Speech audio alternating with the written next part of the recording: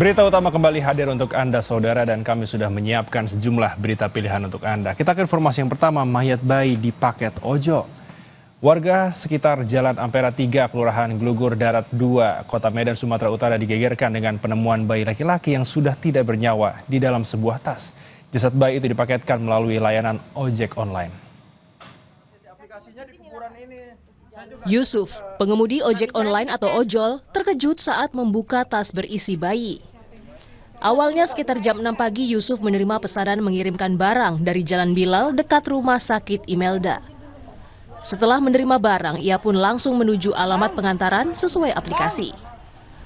Sesampainya di lokasi tujuan dekat area permakaman, sang pengemudi ojol hendak memastikan barang yang dibawanya apakah benar pakaian dan makanan sesuai aplikasi, karena ia tidak bisa menghubungi penerima. Saat itulah ia terkejut dan panik karena menemukan bayi yang tak bernyawa di dalam tas. Itu yang ngirim siapa? Atas nama siapa? Atas nama Rudi di aplikasi. Aplikasi ya. Terus yang ngasih ke abang barangnya itu cowok apa cewek? Sepasang, tapi yang ngasih cewek. Sepasang ya. Itu di mana posisinya? Dia ada di mana? Dekat SPBU Bilal Ujung. Dia naik mobil atau Di pinggir jalan. pinggir jalan ya? Kalau di aplikasi baju sama makanan.